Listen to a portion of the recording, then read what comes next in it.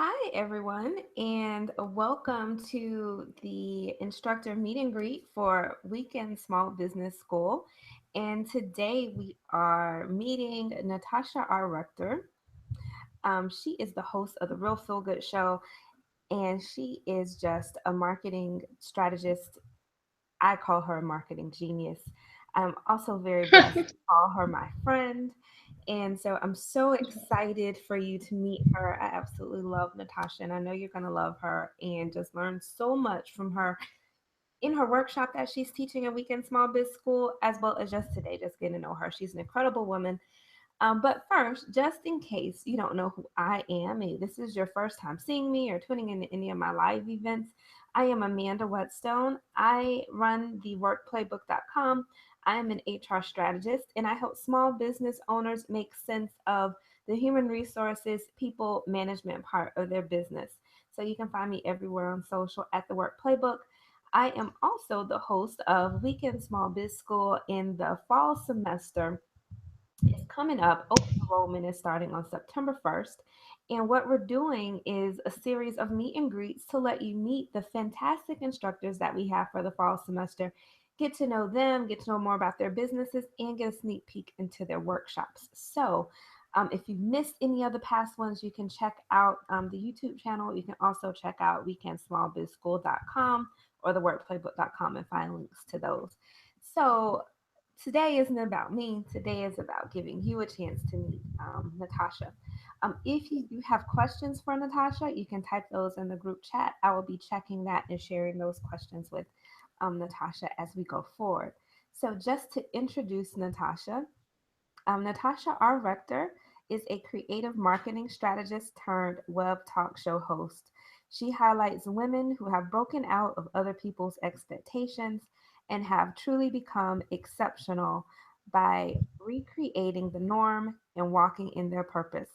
With over 15 years of marketing and business development experience, Natasha has been able to help create several successful businesses through her innovative ideas and marketing strategies. Due to her marketing strategy, she was a featured guest of the Ricky Smiley Morning Show twice and featured in the national magazine publication Family Circle. So I'm honored today to introduce to you my friend Natasha R. Rector. Hi, Natasha. Hey, Amanda. I'm so happy to be here. Well, I am so happy and excited to have you here and introduce you to everyone. We're so lucky to have you teaching this semester in Weekend Small Biz School. And I know I've learned so much from you, and I know everyone else is as well. So, Oh, yeah. So tell us about your business and how you help entrepreneurs, and then also your show, your web talk show. okay, absolutely. Well, when I'm not hosting on my show, basically what I do is I help small business owners to convert their online viewers into clients by sharing different marketing strategies such as social media marketing or through SEO or search engine optimization. And so I coach them. I really work one-on-one with a lot of my clients, and I also share and teach other strategies through online workshops and courses. And so that's what I do. That's what I do. But my new baby right now is my web talk show, the Real Feel Good Show. And thank you.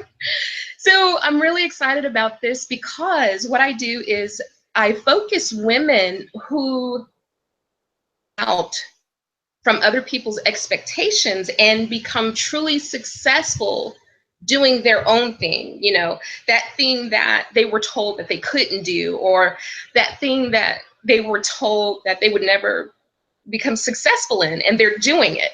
So I highlight these women on my weekly broadcast. I have a new episode every week at therealfeelgoodshow.com. And so I feel that when people look at my show, they can relate to a lot of the guests, and maybe they're in the same situation. And the purpose is to really get inspired by another person's testament, to let them know, you can do this. You can achieve whatever dream you set out for yourself because they're doing it. So I'm having a lot of fun with that. Yeah, I really do. I was so excited when you decided to launch the Real Feel Good show.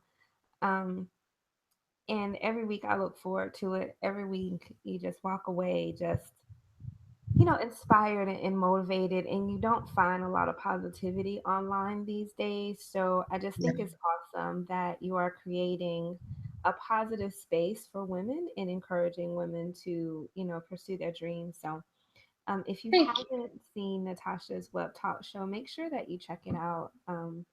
You'll just be inspired and uplifted. Yeah, it's exciting. It's really exciting. So, what was your motivation to start your business? I know that you work with small business owners to help them to make their business successful by helping them attract clients. So, what made you want to start a business doing that? It kind of started by accident. So, well, you know what? No, let me take that back. Let me just take you way back when. When I was a little girl, my mom had went to business school. It was a business college, and I would find her typewriter and I would find her shorthand books. And I don't know if many people even know what shorthand is today, but I taught myself how to write in shorthand. And being surrounded by all those things businesslike. My mom, she was even like the secretary of a local lodge. So sometimes I went to the business meetings and I knew that I wanted to be a business lady. Okay. Um, but as I got older, experimenting with my creativity, I was able to come up with ideas to make money, or people would actually come to me and say, hey, Natasha, what do you think about this? And I would respond with, hey, you know what would be cool? If you did A, B, and C, then you'll be able to P, you know what I mean? So as I got older again, and I decided to go into business, a candle making business. And I enjoyed making candles, but I found that I had more joy in the marketing aspect of it. Really creating things, having an idea come into fruition right before your eyes with how you want a flyer to look or how you want a brochure to look. But I guess it was really just confirmed that I was meant to be in business was when my husband and I we had our third child, and she was two, 1 or 2, and I was a stay-at-home mom. And so we were struggling a lot financially, and I remember praying. I asked God, what is it that I can do to help supplement my husband's income? And no one was in upstairs with me when I was saying this prayer, except for my daughter, who was a baby, who was sleeping.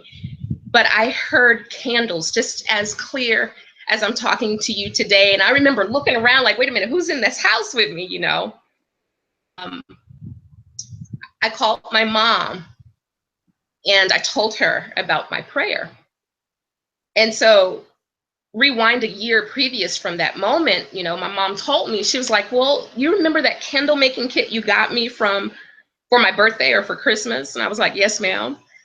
She was like, well, I never opened it. I never took it out the box. It's yours. So that was confirmation that, number one, at that time, I was supposed to have been making candles. But number two, just really to get into the world of business and helping these small business owners, come up with different ideas to help them make an income, to actually have an effect on their business life, which in turn affects their family. And so that's really fulfilling for me, to actually be able to go through the motions, to have the ideas, to share the love, share the teaching, share the ideas, and see it go into work. I probably went all left field on that, but that's how my mind works. Over the place. But that to me, I think that's what makes a really good creative entrepreneur, with all these ideas. So that's when I knew. Yeah, no, I think that was wonderful because, a lot of people go into business and their main thing is to make money, and yours was to how can you supplement your income and help your family? And then also in the same thought, how can I help other people make, an impact on their family? So I think connecting marketing and that kind of providing for your family, that family aspect is a very um, unique kind of view on the impact that marketing can have on a small business. So, um, Yes. yeah, I love your heart for it, you know. Thank Um, you. so tell us about your family and how you balance the demands of family with being an entrepreneur. Okay. Well, my family. I'm married of it'll be 15 years in March.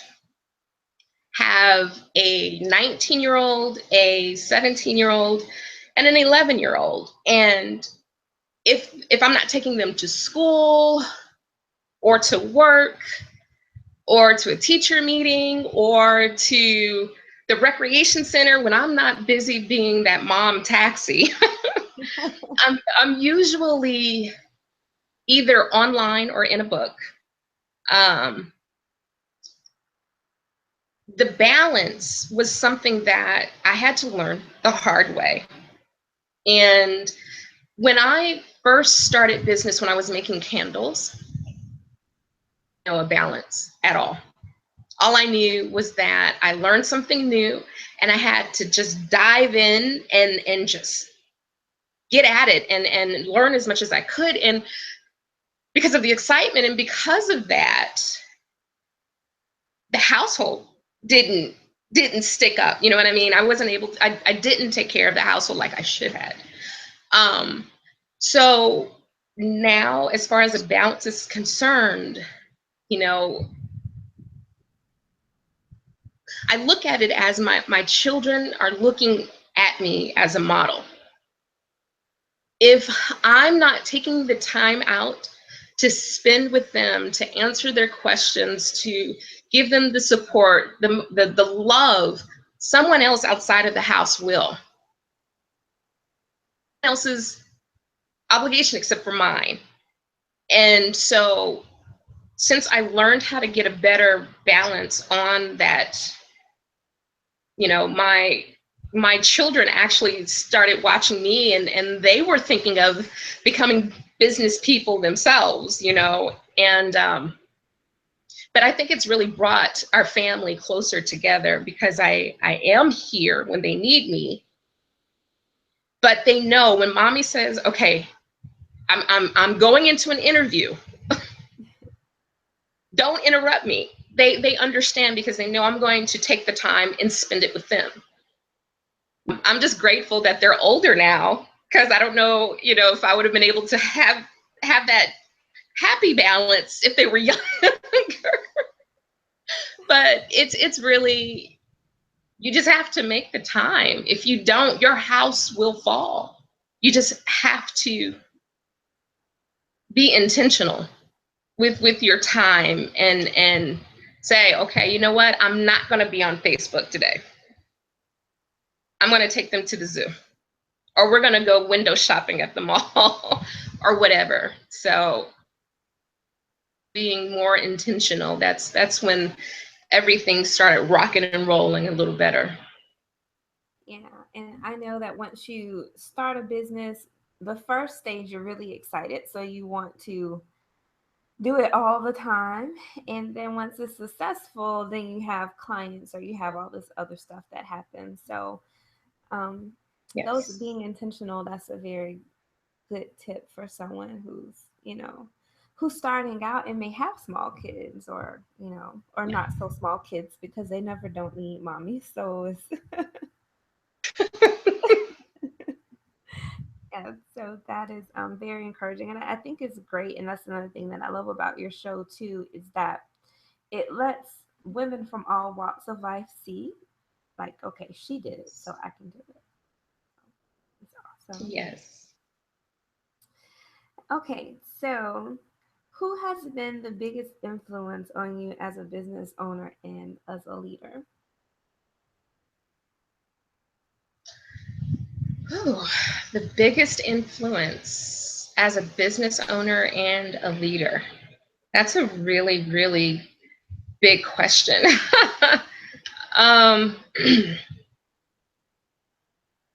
have to. I mean, it's my mom and my grandmother, really.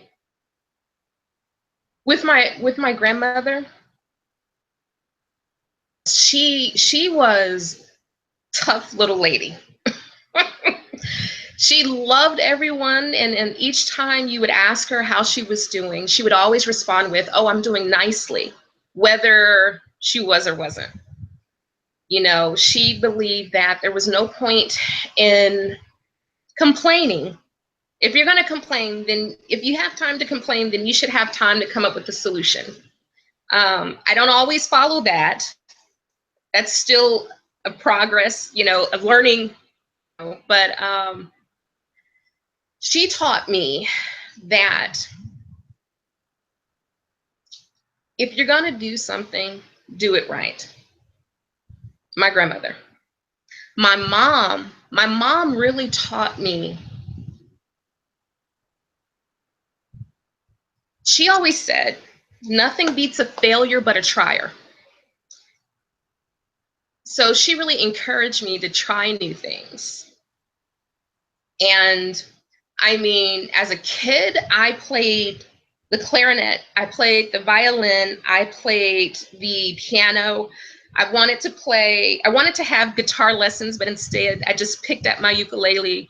Um, I decided to do all of these different things and I didn't stick to one, and but I'm glad that she allowed me to really find who I was. And I had to go and experiment all of those things because nothing beats a failure but a trier. But it gave me the knowledge to really say proudly, you know what? Yeah, I'm very creative and I love doing lots of things that bring me joy. And if it doesn't bring me joy, then I'm moving on to the next. And that's okay. Because I think a lot of people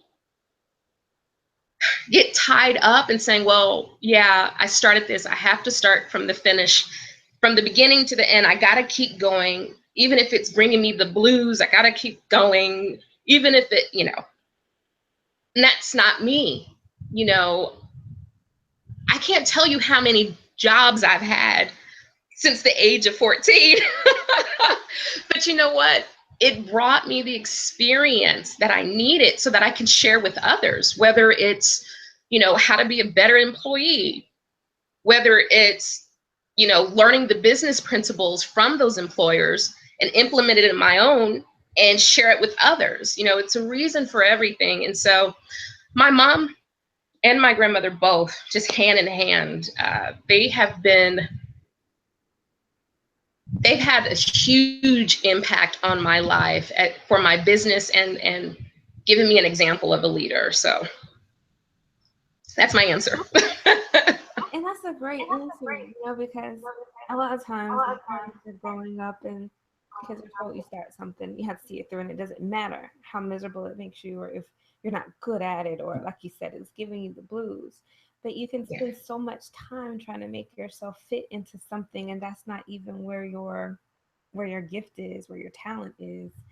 Yes. And if you just give yourself the freedom to try new things and not be stuck somewhere, then Yes. you never know what it is that you can really accomplish. So that's an awesome lesson that you learned at a very young age, to really, if you find your joy, you find your calling, you find your gift. So, Yes. yeah. I mean, it wasn't easy. Oh my goodness. I mean, again, this was like a lifelong lesson. And I'll be honest, it wasn't until here recently I'm like, this is who I am. Mhm. This is who I am.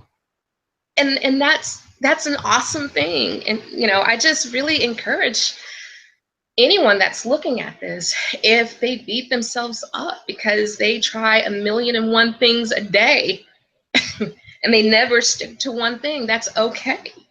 That's okay. Your brain could just be wired that way to where you have to try new and different things that brings you joy. So keep going. Yeah, that's very true. So when you're not being a wife, being a mom taxi, and taking care of the kids, when you aren't editing video and interviewing people for your show, when you're not answering 911 calls from your friends like me about what to do with this social media marketing thing, how, how do you take care of and nurture Natasha, and how do you make time for that? How do you keep up with this? Well, music. Mhm. I I love music. I'm the type of person that I do reminisce a lot, and probably every song from the 70s, 80s, and 90s, I can tell you exactly where I was, what I was doing when that song came on. But music really, it relaxes me. You know, when I'm not doing all of those things for other people, I actually enjoy just driving my car and just turning the music up to my jam, whatever that jam is, as loud as I can, and just feel it, just enjoy it. I love listening to the words and thinking of where was this person at. I have a very analytical mind, and so that's something that I enjoy doing. You know, um, but just music. If What was it, last weekend or maybe the weekend before that, I actually went out. I went to a club. I went to a jazz club in Dallas, and I hadn't done that in years, but it was a live band. And I was near the stage. Sorry, I was near the stage with my phone. To the stage, I could have just hopped up and sat on it, but I was in front of the speakers, and I was just like, Calgon, take me away. So that's really the number one thing that I do. It re-energizes me. It really fuels me. And if not that, then I'm usually reading a how-to book about a new marketing strategy or something online. That's So, pretty much it. so even in your downtime, you're still learning to help other people. That's I really am. so that is amazing. Okay, so this is what everyone has been waiting for, even me. Give us a sneak peek into your workshop or your class that you'll be teaching in Weekend Small Biz School this semester. And what will students walk away empowered to do after they attend your class? Well, here's one of the things that I will share as a sneak peek. The sneak peek is, I believe that when you are hands on learning anything, whether it's you're responding verbally, whether you're responding through text or whatever, I feel that you're able to internalize what you're learning more. You start to really, it clicks, right? So in the workshop, it's really going to be engaging. I'm really going to, and if you're, you're looking at it now and you're already registered or you're thinking about registered, um, just know it's going to be engaging. I love to laugh. I love to smile. I think that helps with the learning process too. So I'm going to make sure that it's lively. I'm going to make sure that it's upbeat. And so by the end of this, you're going to be able to implement everything that I'm going to share for that day after the class. There's not going to be a need for a learning curve. You will be able to implement strategies like how to reach out to someone online that you never met before and get them to fall into your sales funnel. How are you going to walk up to a person offline, face to face, and get them to fall into your sales funnel? You're going to be able to do that confidently without hesitating. So I'm really excited about this class. And I'm really just overjoyed that you actually gave me the opportunity to do this. So I'm pretty excited, and I hope everyone that's watching is excited too, because it's going to be big. Yeah, I'm so excited. I know your last workshop that you did about the landing pages, and Yes. and I took one tip about what to do with your landing page, and I'm not sure if I should share it or not because it might be in this class. So if you want to know what that is, then you can go to Natasha's website, and I think that workshop is available there. But I'm just gonna say it was something that was like, oh man, why didn't I think of that? It was just simple, but Yes. just like ingenious at the same time. And so I Thank did it. I put it into action, and then I had three people. I only gave it out to five people, so I had three other five Well, actually. that's awesome. So I Yay. think, yeah, I mean, I thought that was pretty good. So Yes. if they do turn into, to customers, to repeat paying customers, I mean, it was just, so just saying that she knows what she's talking about, people. You really, Thank you, Amanda. so yeah, so it will be things that you can take away, and I'm signing up for your class. I can't wait to be there. Yay. So just thank you so much for being here. I'm looking forward to you teaching the class, and if someone just cannot wait to connect with you before the class, how can they find you online or get to know more about you, Natasha? Yeah. Well, the first place I'm going to say is go to therealfeelgoodshow.com. There you'll be able to see, I believe there's 8 episodes up there that you can check out and take a look at. If you are wanting more information about any type of marketing strategies, you can find me on Facebook at, oh my goodness, Natasha R. Rector, or Declare Your Wealth. I recently changed it, so I'm trying to remember if it's Declare Your Wealth still, or just Natasha R. Rector. I believe it's Natasha R. Rector. Anyway, you can look me up that way. I'm also on Instagram at Natasha R. Rector, and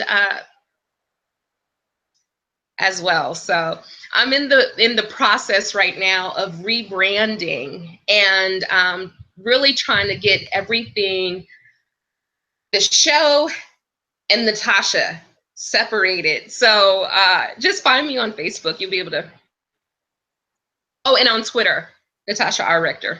No, on Twitter it's Natasha Rector. I know Yeah, some so I mean that's what happens when you're starting to rebrand and got new stuff going on. So yeah, that's true. That is true. So thank you so much for being with us, Natasha. And again, make sure you check Natasha out on social and that you check out the show as well. You will really enjoy it. So Here's the deal, guys. I know after meeting with Natasha, you are probably really excited about signing up for her workshop or her course. If you would like to make sure that you get a seat in her class, because each class in Weekend Small Biz School is limited to 100 people. So if you want to make sure that you get into her class, you will want to sign up for the VIP enrollment.